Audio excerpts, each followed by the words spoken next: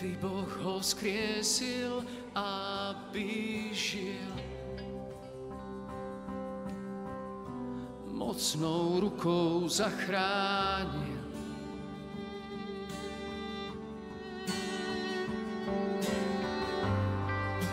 Kráľujúci slávny, kľúč od podsvetia brány v rukách má. Nech žije všetkých ľudí Pán.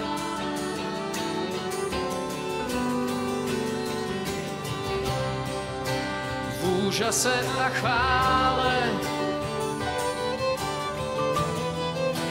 dvíhaj hlas a chváľou úctu vzdaj. Kráľov kráľ a pánov pán.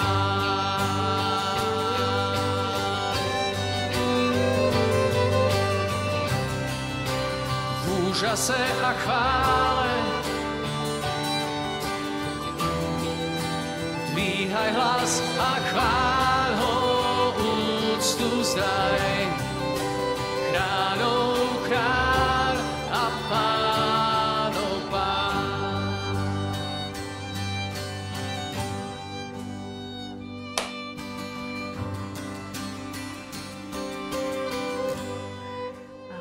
Ja som niekedy dávno spoznala modlitbu zvelebenia vďaka spoločenstvu Rieka života.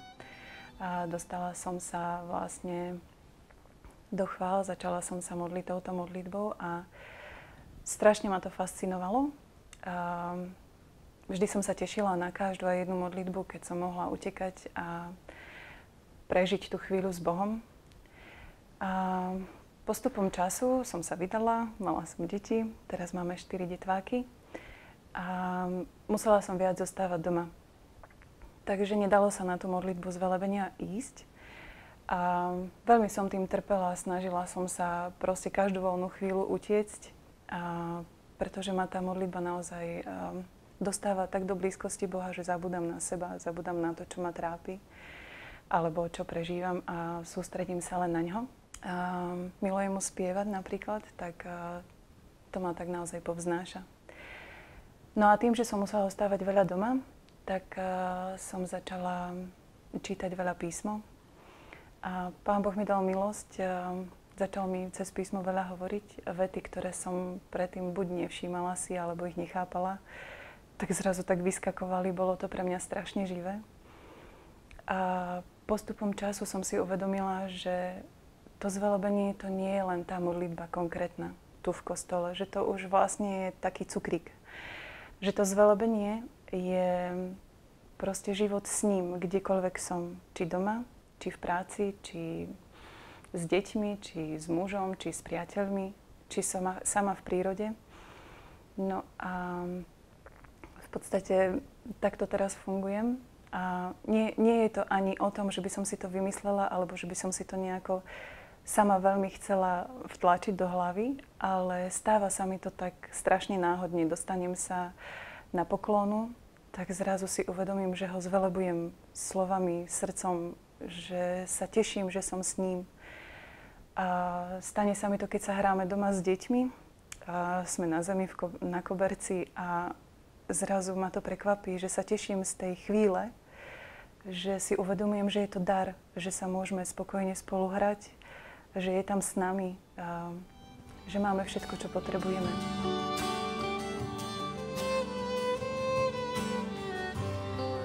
Hľa baránok na nebi, bol mŕtvý Boh ho vzkriesil, aby žil. Mocnou rukou zachránil. Ty si kráľujúci. Kráľujúci slávny, kľúč od podsvetia brány v rukách má. Nech žije všetkých ľudí Pán.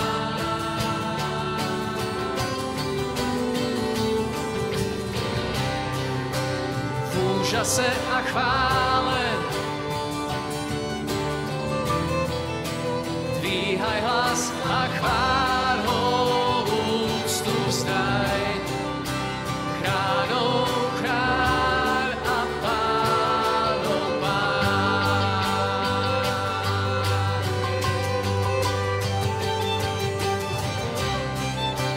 V úžase a chvále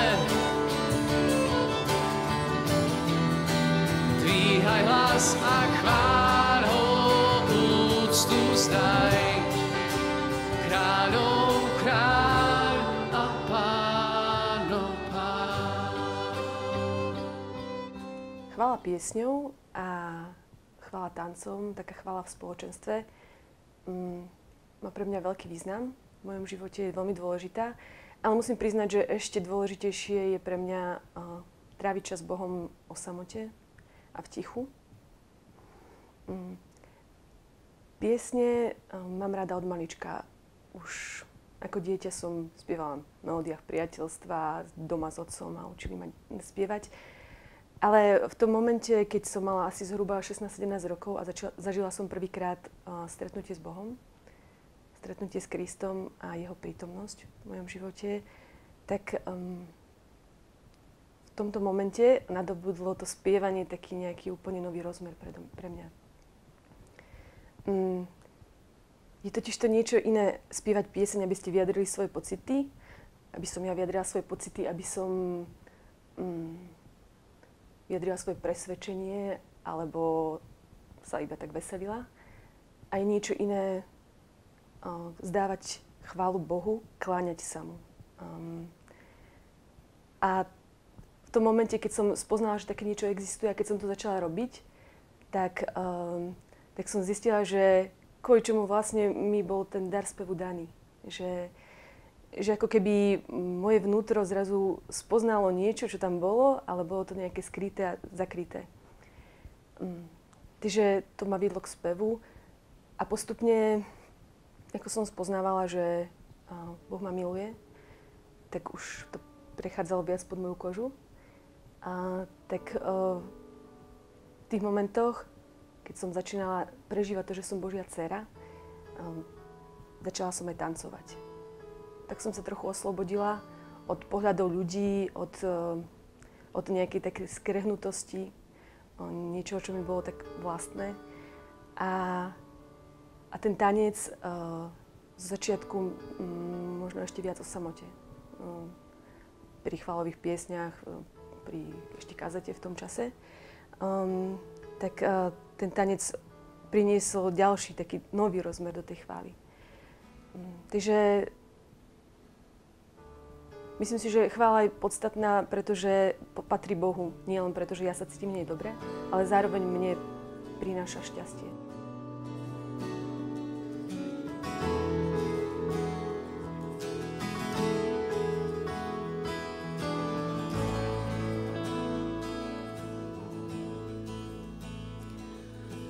Vody nezahasia lásku tú, riekou zaplaviť sa nedá. Moria strachu nezakryjú pre mňa lásku tú. Vody nezahasia lásku tú, riekou zaplaviť sa nedá. Moria strachu nezakryjú pre mňa lásku tú. Pre mňa lásku tú. Láska mnou preteká.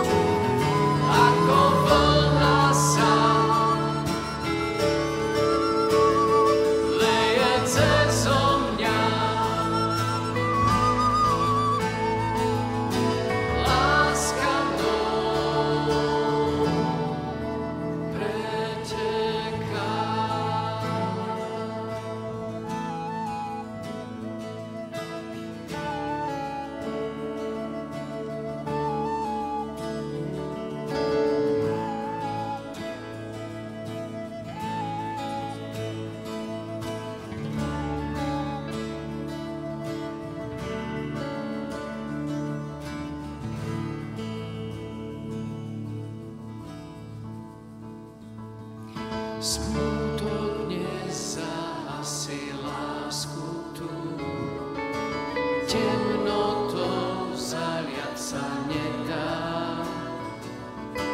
Nebojím sa, láska tvoja poteší ma. Smútok nezahasí lásku tú, temnotou zaliať sa nedá. Nebojím sa, láska tvoja poteší ma.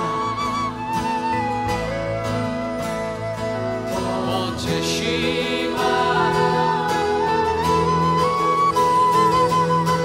Láska mnou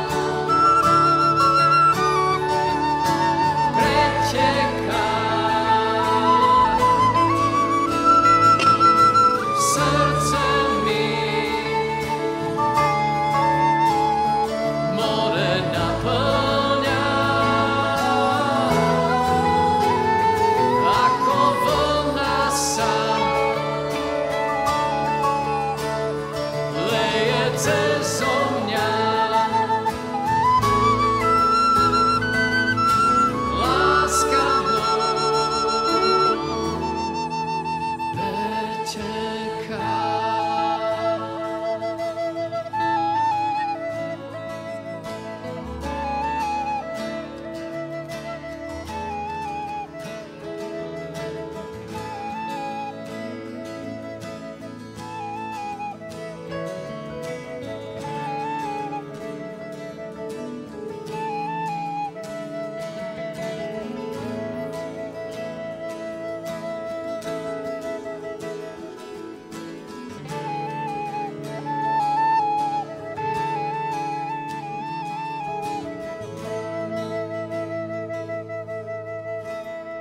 V tebe nájdem uzdravenie, teba nájdem pokoj mám. Viem, že nie je na svete tak veľkých riek, tak hlbokých vôd, taký vysoký štít, že more nezlomí. Láska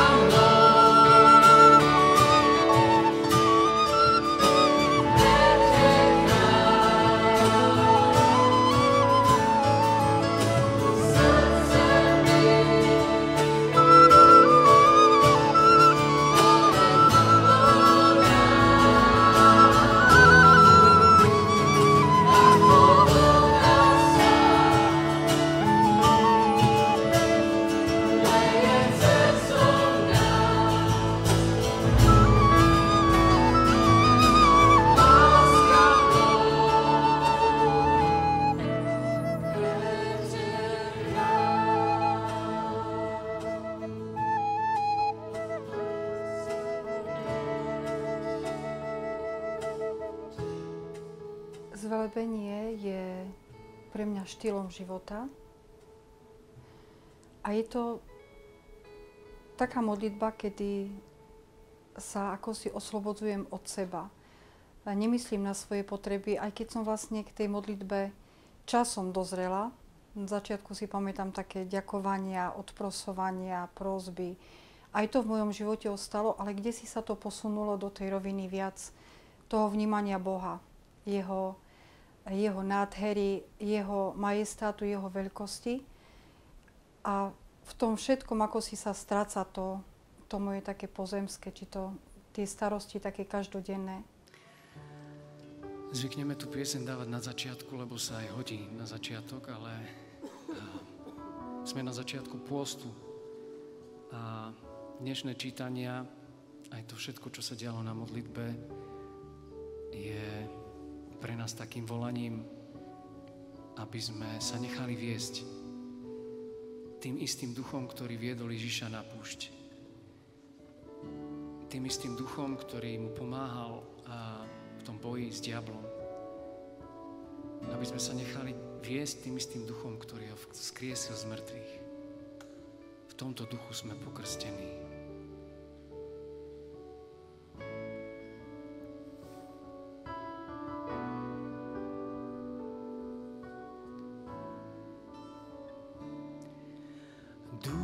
čo nado mnou sa vznášaš, s chvením čakám na teba. Zaplav svojou prítomnosťou, príď a náplň ma. Náplň ma, Duchu, príď a náplň ma. Náplň ma, teraz príď a náplň ma.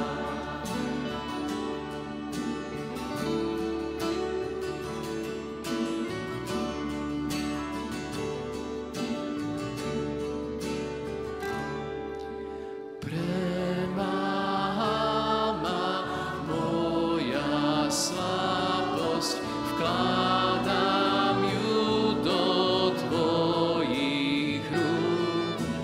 Oči spotež, uzdrav, uč ma, príď